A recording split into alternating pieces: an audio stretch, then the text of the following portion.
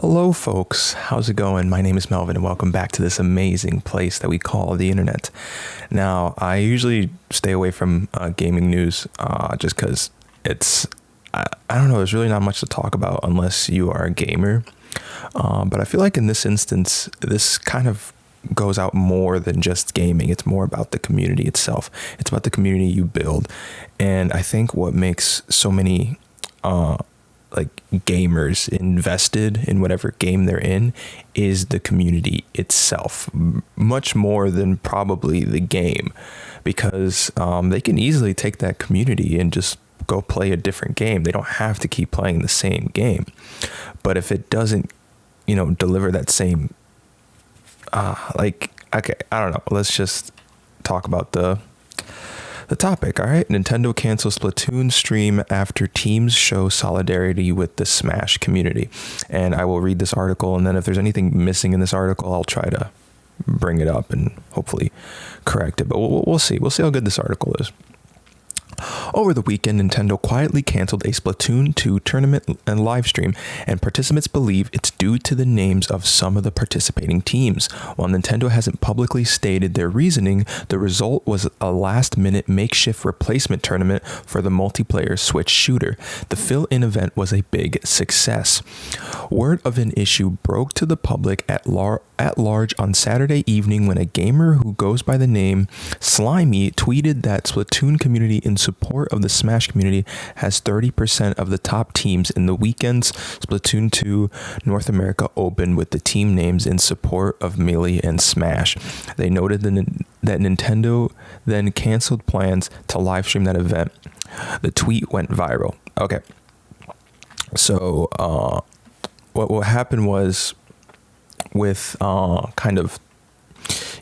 there was a push to make Melee online, and they were going to do a tournament for it, and Nintendo just did a cease and desist on that tournament, so they couldn't promote playing Smash, and yeah, a lot of fans were upset about that.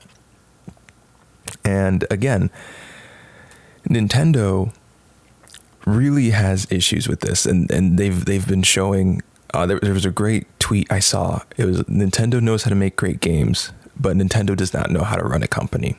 And I think that's totally true. It's incredibly.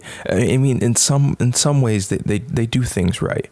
There was a point in Nintendo where they were actually going out to YouTubers and trying to figure out how to bring more engagement to their types of games. And they were doing this during the Wii U era, so this was around like 2015, 2016, things like that. They were really trying to figure out their fan base, and they got YouTubers to help them do it. And this was a point in the right direction.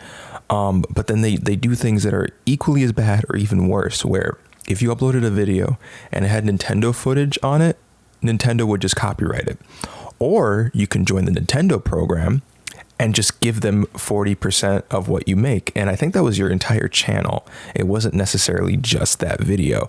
So Nintendo does a lot of things wrong in this situation. And again, is playing Smash Online, is that allowed? Technically not, because Nintendo didn't approve it. It's Nintendo's game, but they're adding something that wasn't, someone had to modify the game in order to be playable online. But at the same time, and it's your fans, Nintendo. They love your games, and they're trying to show support for it. In a way, I think fans know what they want more than we think they do. And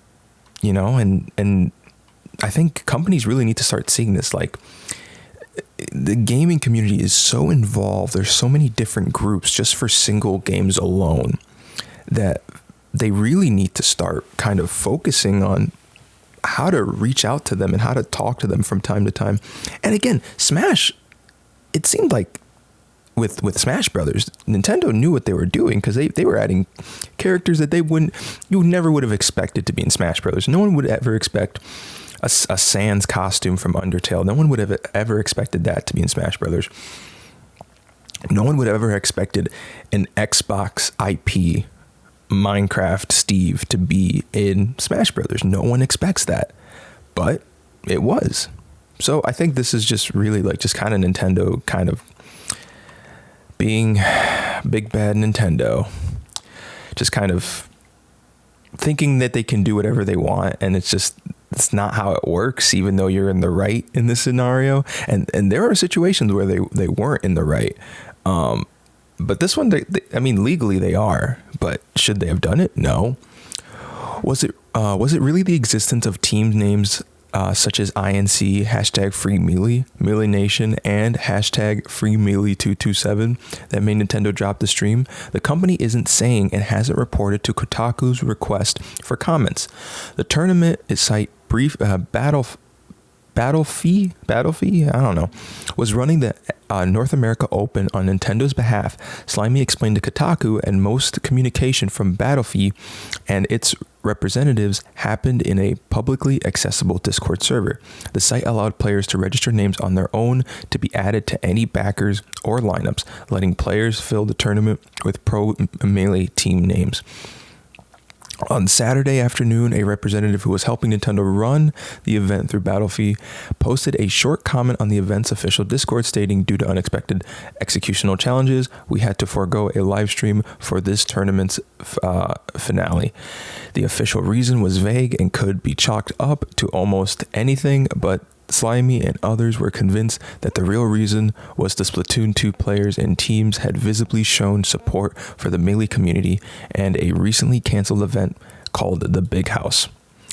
Last month, Nintendo sent a cease and desist to the organizers of the Big House, a popular annual Smash Bros. Melee competition.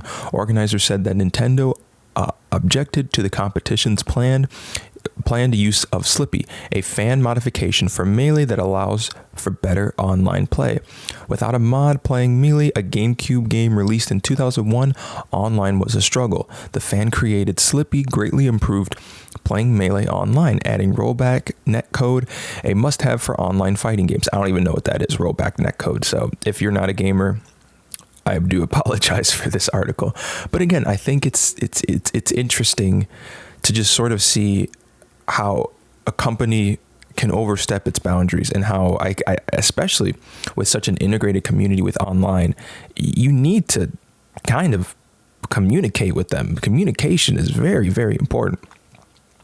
This was important because this year the Big House event was going to be held online and virtually due to the ongoing COVID-19 pandemic, but Nintendo stepped in through a cease and desist and at the event, and it was canceled, angering many players in the process. Fast forwarding a few weeks to this past weekend, the Splatoon 2 North America Open finals were supposed to be live streamed on December 6th, featuring the top teams that had qualified. Ahead of that date, many teams registered for the tournament using names that directly reference to the recent Melee shutdown. All of this news was shared to the community via a tweet from Slimy that went viral with thousands of retweets and likes. Furthermore, a different Battlefield connected representative in Discord explained to the other groups wouldn't be allowed to stream the finals. In response to all of this, the community began discussing what could be done to push back. Excuse me. On Sunday morning, Endgame TV, a fan-run Splatoon and Smash streaming organization not connected to Nintendo, announced that a group, with the help of fans, would hold its own Splatoon 2 finals. The event would be called the Squid House, a direct reference to the Big House. The Splatoon 2 teams who were supposed to play that day in the official Nintendo event dropped out of the tournament just hours before they were supposed to play, leading to the event being on hold. On the Battlefield page for the event, the top 4 sections seem to be removed. Screenshots shared with Kotaku showed the teams dropping out of the event with vague reasons, not unlike the reason Nintendo gave for canceling the stream. Whoa, that's crazy. One of our 4 players had something come up at the same time, so we won't be able to make it either. The Squid House competition, which was organized overnight, was held as planned on December 6th, with teams for the Wave Dash, winning the event and the prize pool of $25,000, which had been raised by fans during the tournament. The competition also raised $3,000 for charity. According to Slimy, the Squid House prize pools was the largest seen in any Western held Splatoon 2 tournament. So you can even see right here, it's clear. Fans don't even need Nintendo. They really don't. Nintendo can just keep making the games, but the fans are what's going to keep it alive. If, you know, like, I don't know how else to say it. Like, yeah, like Nintendo really just needs to communicate more, and they really just need to listen to the audience and what they want. Because Nintendo's not really losing money from people looking at a Smash Melee tournament, and in fact, they're gaining notoriety. If someone watches someone play Melee, they might either play Melee or they might play the new Smash game. Either way, that's a win-win for Nintendo. You're getting enthused fans. If I had never played Mario 64 growing up, if I had never watched my cousins playing Mario 64 growing up, maybe I would not have been a Nintendo fan. Maybe. So more eyes on your games is much more important than ever. And especially that is clearly obvious with Among Us, which has been just exploding in popularity. You see all these popular live streamers and YouTubers play Among Us, and now that's one of the most successful games of this year. So Nintendo really needs to stop, put away their balls a little bit, just kind of like stop showing them off. Nintendo, geez, like we get it, you're a big company, but at the same time, like for the love of God, just let us play your games. Just let us show you how much we love your games. That's essentially what the community is saying. And of course, there's going to be people who defend Nintendo. They're always going to defend Nintendo, so there's really no point arguing with them.